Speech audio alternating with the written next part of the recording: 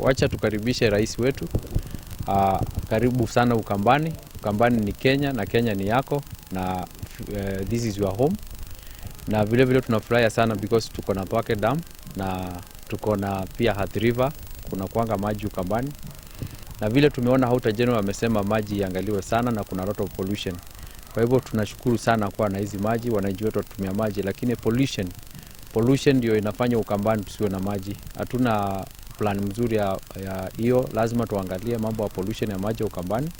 At least to have a good sanitation way, watu wetu wasiathirike na maji. It is true that sisi kama leaders, we are crying for education, and we are also crying for our schools, for the growth of our school and the growth of our students. Ni kama vile tu there is a public contest that MCS, National Assembly, that is the Parliament and Senate, need to have education. But my urge to the Minister of Education, before this country we bring the discussion of education, are we given democracy of education for this country? Are we made education for this country to be accessible by anybody? If you see the second world countries, how they develop their country is because of education. Countries like Poland, Romanians, Russian, those countries, they made democracy of education, that anybody can access education for free. Education can be assessed without a limit. Education should not put education with certain people who are the ones who are able to access it. Like in Kenya, you get people who are advantaged who are in town. They can access education because they have electricity, schools are developed. And also that's why we are saying in our region like Kangundo, we have to work for the best for education of our people. So we need to say that before this country we start saying that our leaders need to have certain level of education, we need to have that discussion. Do we have that capacity to provide the education? Thank you very much. Na tunasema pia huku kwetu Ukambani, if you see like development wise how the infrastructure is, we are very disadvantaged. Tunalauj shule lakini unaangalia unalauj 3 classes while almost like 8 classes are gone. So the infrastructure also is not there, the libraries are not there. So that's the cry, that before we cry for these papers to have them, we need to have that contest. And at the time this country, not only about the education, the time we come to realize the benefit of a human being in terms of education, we see the development. Population ya Kenya saizi wale watu wako na haidi wako almost 28,000 people above 18 years. But these people, they are not productive. Our education is not there because if the person has no education, you cannot get employment. If the person has no proper education, cannot do business well. So ndio tunasema kama Kenya tunataka tuendelee, let's take the contest, not the paper. If you give our people above 18 years, kama hauko shule, unafanya biashara, na kama uko ufanyi biashara, umeandikwa mahali. You see the population which pay the tax in Kenya is almost like 3 million people who give a tax or collection of 1.9 trillion. So what if we give a population of 28 million people who either they are working or doing business? So we won't be able to borrow money from China. We'll be able to have a manpower which is well educated and productive.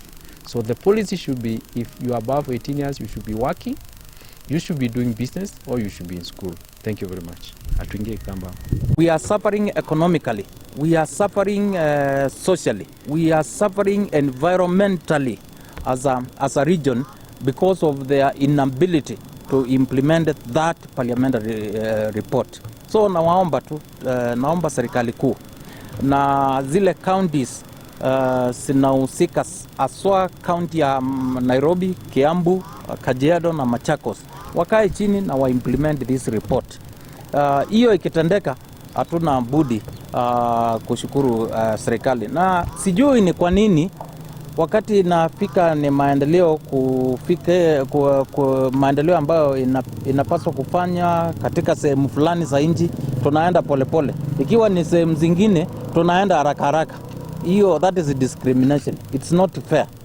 And let's not see this commission NCIC. Tusiwe tunawaona ati wakati wanakimbia ati mtu ametamuka vitu baya. Iliali, when we are being discriminated in terms of development, we are not seeing or hearing from them. It's very unfair. This report should have been implemented long time ago. Hatupasi kuwa sahi tunazungumzia hayo maneno ya ati Thika River ni sewerage, ni collection of sewerage. It's very unfair to this region, to the people wale wako katikati ya Nairobi, Ukambani kwenda all the way to coastal region. It's very unfair. So tunaomba serikali wakati tunasema tunamkaribisha rais wakati anaenda kuzuru huku wiki ijayo, waangalia haya maneno. Hiyo ni jambo la muhimu kuzungumziwa wakati rais anakuja. Hiyo ripoti ilitolewa mwaka gani ya mbunge? Ripoti ya mbunge ilikuwa mwaka wa 2016.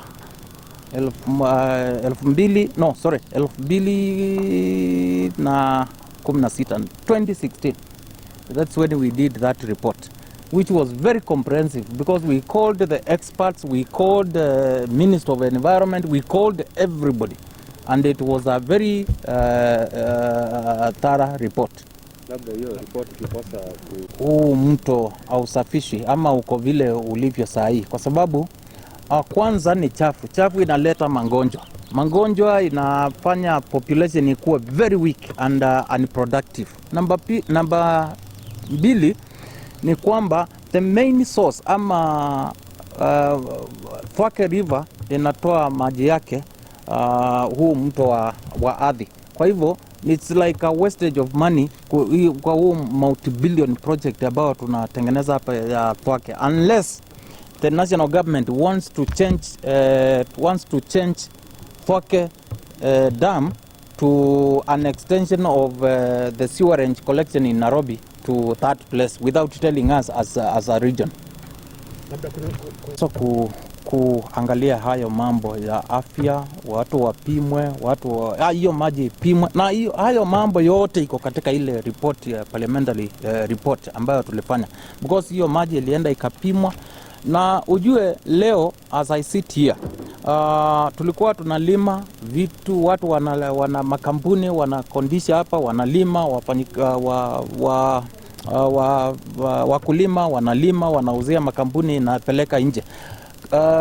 Hakuna kitu sahihi inalimwa kupitia mto ardhi ambayo inapelekwa katika nchi za ng'ambo, na hiyo ni ukosefu wa fedha katika taifa letu, na hiyo ni inapokonya watu wetu mali, kwa sababu if you cannot export then sasa unafanya kazi gani? Sasa inabidi maybe uame hapo na watu wakose.